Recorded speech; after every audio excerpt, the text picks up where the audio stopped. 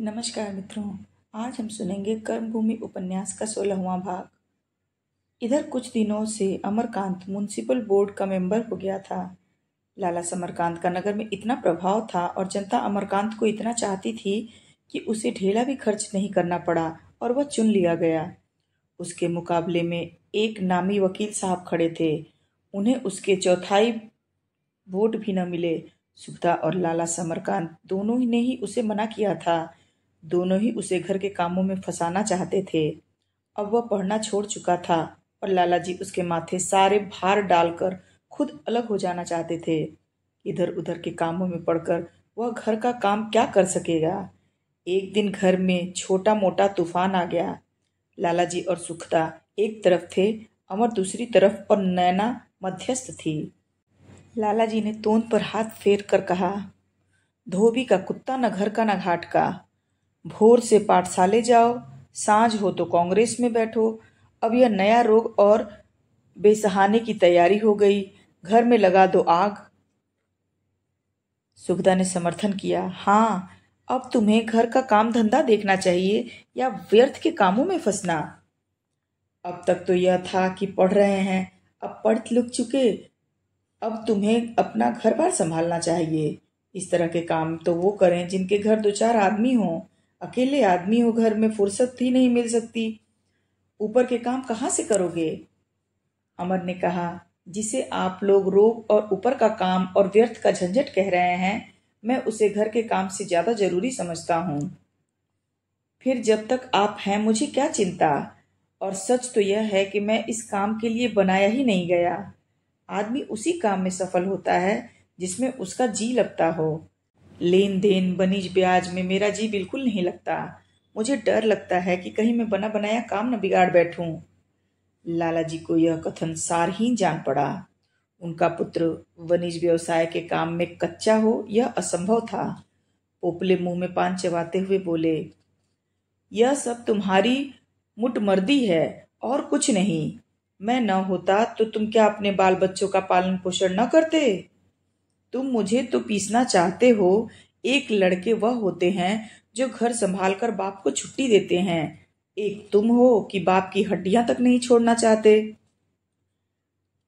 बात बढ़ने लगी। सुगदा ने मामला गर्म होते देखा तो चुप हो गई। नैना उंगलियों से दोनों कान बंद करके घर में जा बैठी। यहाँ दोनों पहलवानों में मल्ल युद्ध हो रहा था। युवक में चुस्ती थी, फुर्ती थी, लचक थी। बूढ़े में पेंच था, दम था, रोब था। पुराना फिक्कैत बार बार उसे दबाना चाहता था, पर जवान पट्ठा नीचे से सरक जाता। कोई हाथ कोई बात न चाहता था। अंत में लाला जी ने जामे से बाहर होकर कहा, तो बाबा, तुम अपने बाल बच्चे लेकर अलग हो जाओ। मैं तुम्हारा बोझ नहीं संभाल सकता। इस घर में रहोगे तो किराया और घर में जो कुछ खर्च पड़ेगा उसका आधा चुपके से निकाल कर रख देना। मैंने तुम्हारी जिंदगी भर का ठेका नहीं ले रखा है। घर को अपना समझो तो तुम्हारा सब कुछ, ऐसा नहीं समझते तो यहाँ तुम्हारा कुछ भी नहीं है। जब मैं मर जाऊं तो जो हो आकर ले लेना। अमरकांत पर बिजली सी गिर पड़ी।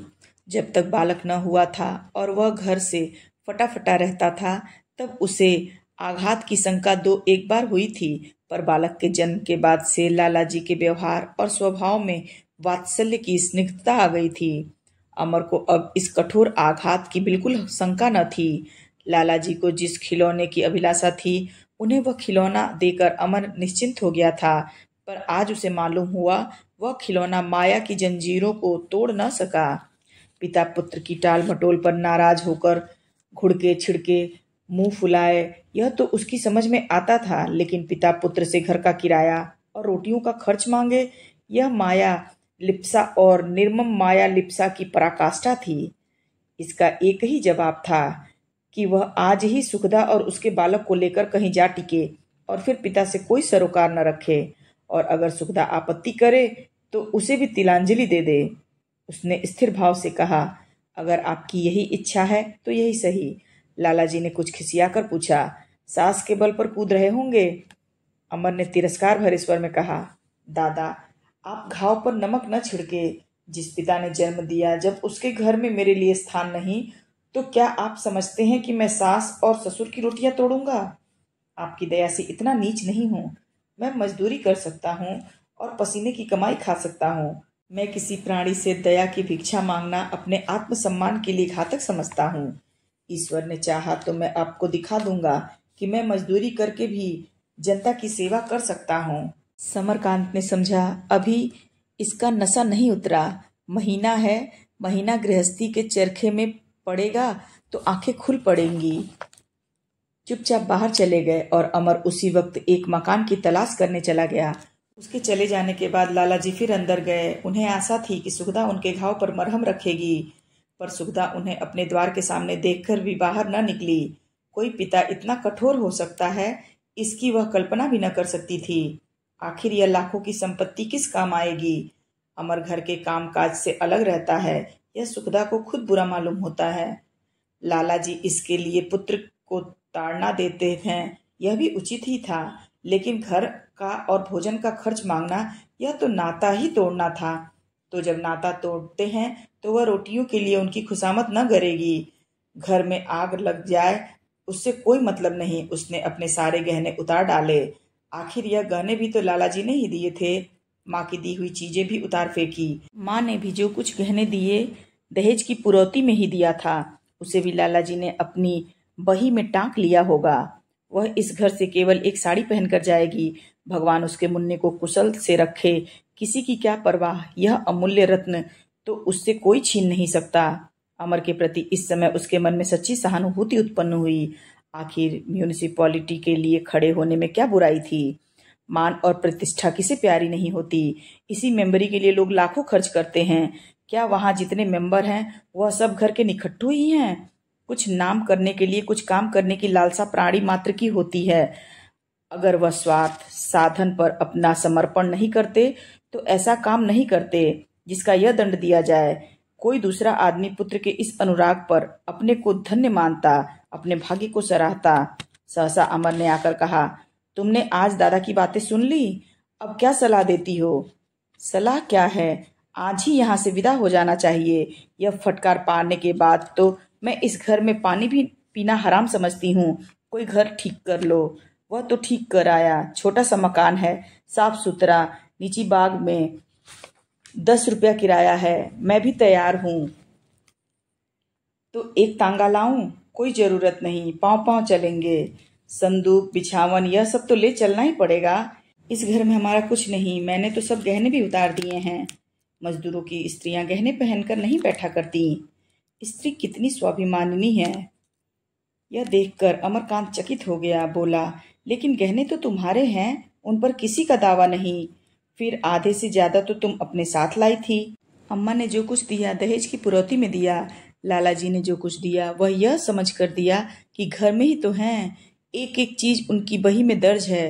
मैं गहने को भी दया की भिक्षा समझती हूँ।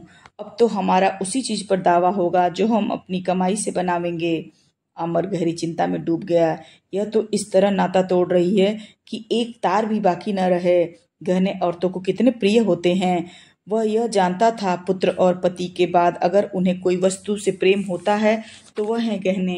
कभी कभी तो गहनों के लिए वह पुत्र और पति से भी तन बैठती हैं। अभी घाव ताजा है, कसक नहीं है। 2-4 दिन के बाद यह वितृष्णा, जलन और असंतोष के रूप में प्रकट होगी। फिर तो बात बात पर ताने मिलेंगे, बात बात पर भाग्य का रोना होगा। घर में रहना मुश्किल हो जाएगा। बोला, मैं तो यह सलाह न दूंगा सुगदा। जो चीज अपनी है उसे अपने साथ ले चलने में कोई बुराई नहीं समझता मैं। सुगदा ने पति को सगर्व दृष्टि से देखकर कहा, तुम समझते होंगे मैं गहनों के लिए कोने में बैठकर रोऊंगी और अपने भाग्य को कोसूंगी। स्त्रियां अवसर पड़ने पर कितना त्याग कर सकती हैं यह तुम नहीं जानते। मैं इस फटकार के बाद इन गहनों की ओर ताकना भी पाप समझती हूँ। इन्हें पहनना तो दूसरी बात है। अगर तुम डरते हो कि मैं कल से तुम्हारा सिर खाने लगूंगी तो मैं तुम्हें विश्वास दिलाती हूँ कि अगर गहनों का नाम भी मेरी जबान पर आए तो जबान काट लेना। मैं तो यह भी कह देती हूँ कि मैं तुम्हारे भरोसे पर नहीं जा रही। अपनी गुजर करने के लिए आप कमा लूंगी। रोटियों में ज्यादा खर्च नहीं होता, खर्च होता है आडंबर में। एक बार अमेरी की शान छोड़ दो, फिर 4 आने पैसे में भी काम चलता है। नैना भाभी के गहने उतार कर रखते देख चुकी थी। उसके प्राण निकले जा रहे थे कि अकेली इस घर में कैसे रहेगी। बच्चे के बिना तो वह घड़ी भर भी न रह सकती। उसे पिता, भाई, भावज सभी पर क्रोध आ रहा था। दादा को क्या सूझी? इतना धन तो घर में भरा हुआ है, वह क्या होगा? भैया ही घड़ी भर दुकान पर बैठ जाते तो क्या बिगड़ जाता? भाभी को भी न जाने क्या सनक सवार हो गई। वह न जाती तो भैया 2-4 दिन में फिर लौट आते। भाभी के साथ वह भी चली जाए तो दादा को भोजन कौन देगा? किसी और के हाथ का बनाया खाते भी तो नहीं है। वह भाभी को समझाना चाहती थी, पर कैसे समझाए? यह दोनों तो उसकी तरफ आंखें उठाकर देखते भी नहीं। भैया ने अभी से आंखें फेर ली। बच्चा भी कैसा खुश है। नैना के दुख का पारावार नहीं। उसने जाकर बाप से कहा, दादा, भाभी तो सब गहने उतार कर रखे जाती है। लाला जी चिंतित थे, कुछ बोले नहीं, शायद सुना ही नहीं। नैना ने जरा जोर से कहा, भाभी अपने सब गहने उतार कर रख देती हैं। लाला जी ने अनमने भाव से सिर उठाकर कहा, गहने क्या कर रही है? उतार उतार कर रखे देती है तो मैं क्या करूं? तुम उनसे जाकर कहते क्यों नहीं? वह नहीं पहनना चाहती तो मैं क्या करूं? तुम्ही ने उनसे कहा गहने मत ले जाना। क्या तुम उनके ब्याह के गहने भी ले लोगे? हाँ, मैं सब ले लूंगा। इस घर में उसका कुछ भी नहीं। यह तुम्हारा अन्याय है। जा अंदर बैठ, बकबक मत कर। तुम जाकर उन्हें समझाते क्यों नहीं? तुझे बड़ा दर्द है, तू ही क्यों नहीं समझाती? मैं कौन होती हूँ समझाने वाली? तुम अपने गहने ले रहे हो, वह मेरे कहने से क्यों पहनने लगी? दोनों कुछ देर तक चुपचाप रहे। फिर नैना ने कहा, मुझसे यह अन्याय नहीं देखा जाता। गहने उनके हैं, ब्याह के गहने तुम उनसे नहीं ले सकते। तू यह कानून कब से जान गई? न्याय क्या है, अन्याय क्या है, यह सिखाना नहीं पड़ता। बच्चे को भी बेकसूर सजा दो तो वह चुपचाप न सहेगा। मालूम होता है भाई से यही विद्या सीखती है। भाई से अगर न्याय अन्याय का ज्ञान सीखती हूँ तो कोई बुराई नहीं है। अच्छा भाई, सिर मत खा, कह दिया अंदर जा। मैं किसी को मनाने वनाने नहीं जाता। मेरा घर है, इसकी सारी संपदा मेरी। मैंने इसके लिए जान खपाई है, किसी को क्यों ले जाने दूं? नैना ने सहसा सिर झुका लिया, जैसे दिल पर जोर डालकर कहा, तो फिर मैं भी भाभी के साथ चली जाऊंगी। लाला जी की मुद्रा कठोर हो गई। चली जा, मैं नहीं रोकता। ऐसी संतान से बेसंतान रहना ही अच्छा। खाली कर दो मेरा घर, आज ही खाली कर दो। खूब टांगे फैलाकर सोऊंगा, कोई चिंता न होगी। आज यह नहीं, आज वह नहीं, यह तो न सुनना पड़ेगा। तुम्हारे रहने से कौन सा सुख था मुझे? नैना लाल आंखें किए सुखदा से जाकर बोली, भाभी मैं भी तुम्हारे साथ चलूंगी। सुखदा ने अविश्वास के स्वर में कहा, हमारे साथ? हमारा तो अभी कहीं घर बार भी नहीं है, न पास पैसे हैं, न बर्तन भाड़े, न नौकर चाकर।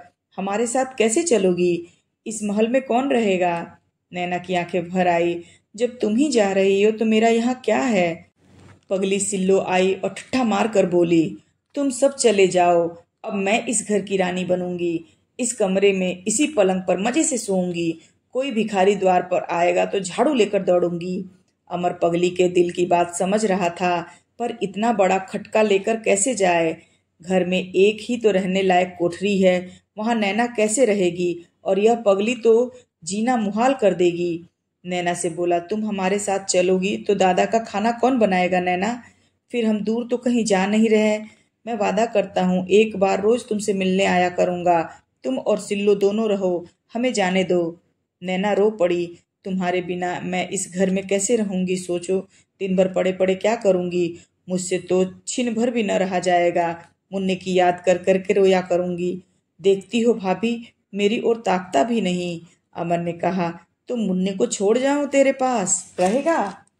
सुगदा ने विरोध किया, वाह कैसी बात कर रहे हो, रो रो कर जान दे देगा। फिर मेरा जी भी तो नहीं मानेगा। शाम को तीनों आदमी घर से निकले। पीछे पीछे सिल्लू भी हंसती हुई चली जाती थी। सामने के दुकानदारों ने समझा कहीं न्योते जा रही है, पर क्या बात है, किसी के देह पर छल्ला भी नहीं, न चादर न थराऊ कपड़े। लाला समरकांत अपने कमरे में हुक्का पी रहे थे, आंखें उठाकर भी न देखा। 1 घंटे के बाद वह उठे तो घर में ताला डाल दिया और फिर कमरे के बाहर आकर लेट रहे। एक दुकानदार ने आकर पूछा, भैया और बीबी कहाँ गए लाला जी? लाला जी ने मुंह फेर कर जवाब दिया, मुझे नहीं मालूम। मैंने सबको घर से निकाल दिया। मैंने धन इसलिए नहीं कमाया कि लोग मौज उड़ाएं। जो धन को धन न समझे वह मौज उड़ाए। जो धन को मिट्टी समझे उसे धन का मूल्य सीखना होगा। मैं आज भी 18 घंटे रोज काम करता हूँ, इसलिए नहीं कि लड़के धन को मिट्टी समझे। मेरी ही गोद के लड़के मुझे ही आंखें दिखावें, धन का धन दूं, ऊपर से एक धौंस भी सुनूं।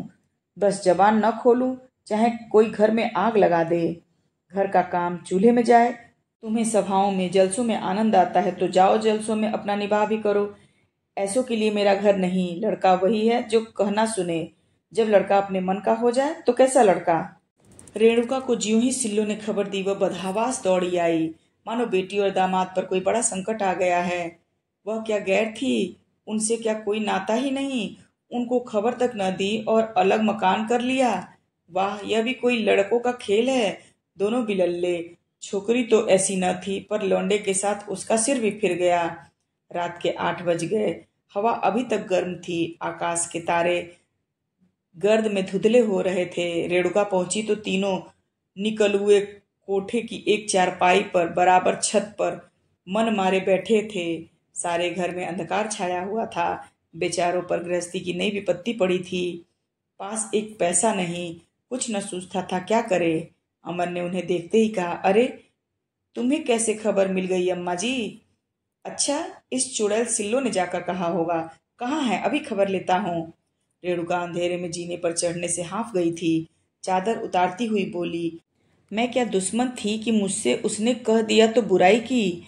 क्या मेरा घर घर न था या मेरे घर की रोटियां न थीं। मैं यहाँ एक क्षण भर रहने न दूंगी।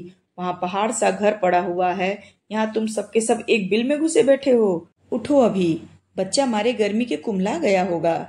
यहाँ खाटे भी तो नहीं हैं, और इतनी सी जगह में सोओगे कैसे। तू तो ऐसी न थी सुखदा, तुझे क्या हो गया। बड़े बूढ़े दो बात कह दें तो गम खाना होता है कि घर से निकल खड़े होते हैं। क्या इनके साथ तेरी बुद्धि भी भ्रष्ट हो गई।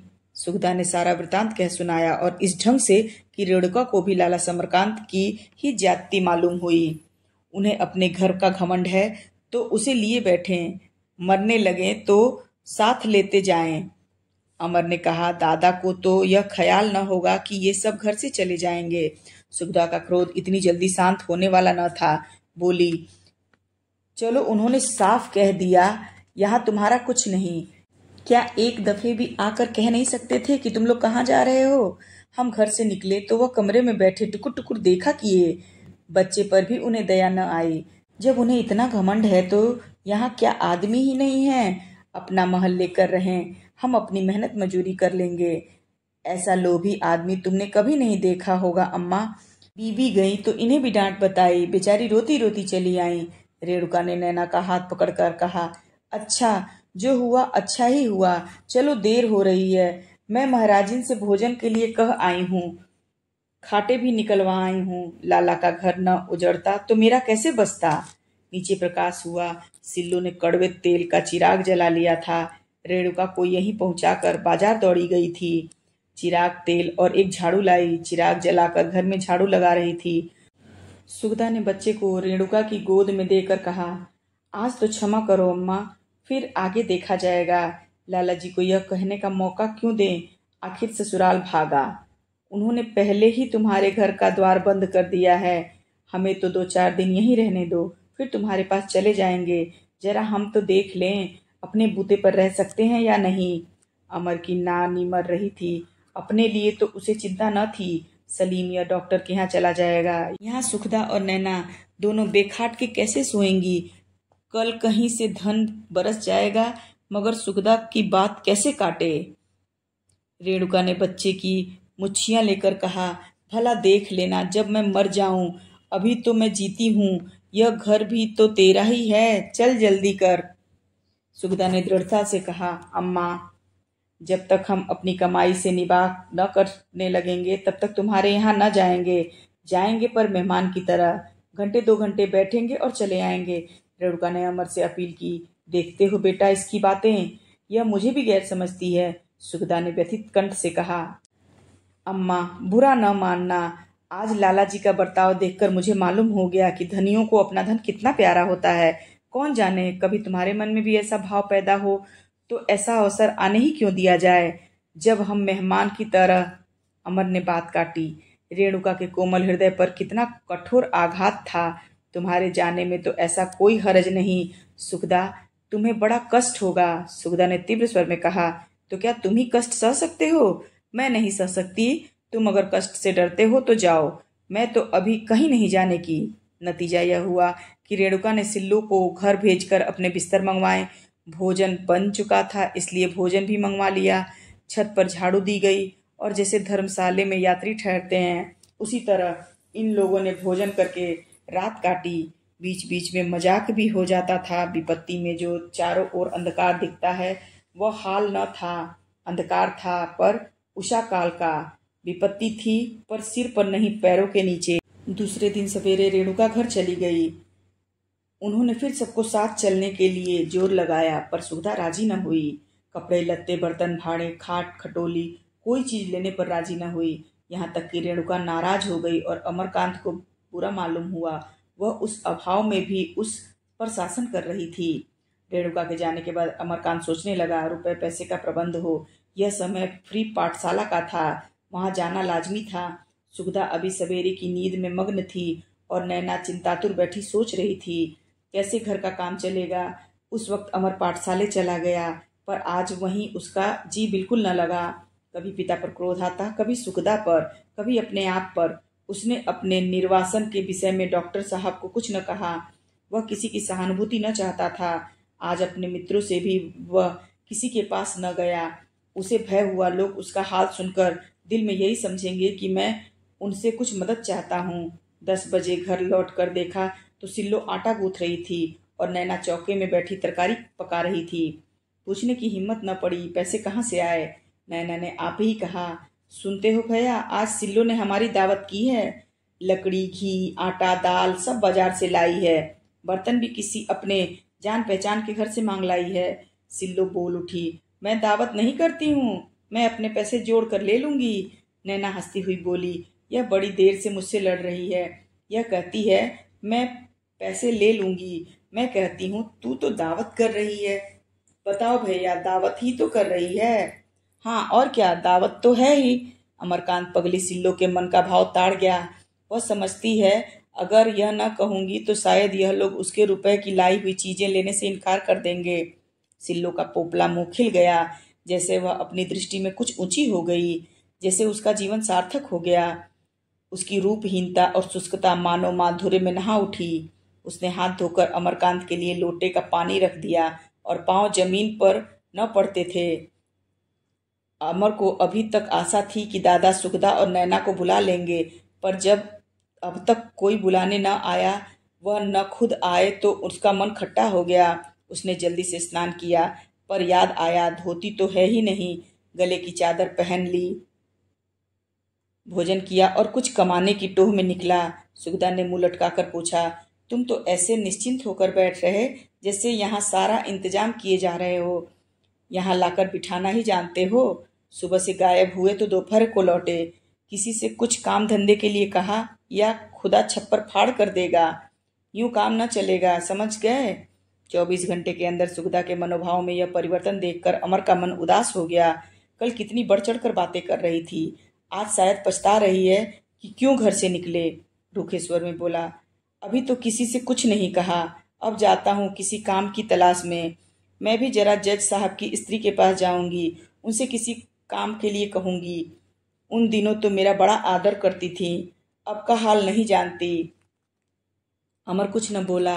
यह मालूम हो गया कि उसकी कठिन परीक्षा के दिन आ गए हैं। अमरकांत को बाजार के सभी लोग जानते थे।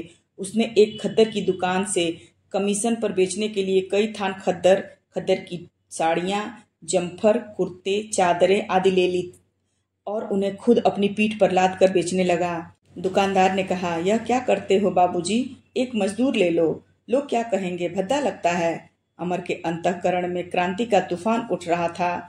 उसका बस चलता तो आज धनवानों का अंत कर देता, जो संसार को नरक बनाए हुए हैं। यह बोझ उठाकर दिखाना चाहता था, मैं मजदूरी करके निर्वाह करना इससे कहीं अच्छा समझता हूँ कि हराम की कमाई खाऊं। तुम सब मोटी तोंद वाले हरामखोर हो, पक्के हरामखोर हो। तुम मुझे नीच समझते हो इसलिए कि मैं अपनी पीठ पर बोझ लादे हुए हूँ। क्या यह बोझ तुम्हारी अनीति और अधर्म के बोझ से ज्यादा लज्जास्पद है, जो तुम अपने सिर पर लादे फिरते हो और शर्माते जरा भी नहीं। उल्टे और घमंड करते हो। इस वक्त अगर कोई धनी अमरकांत को छेड़ देता तो उसकी शामत ही आ जाती। वह सिर से पांव तक बारूद बना हुआ था, बिजली का जिंदा तार। आप सुन रहे थे कर्मभूमि उपन्यास का 16वां भाग। जल्दी ही मिलते हैं अगले भाग के साथ। तब तक आपका समय शुभ हो। धन्यवाद।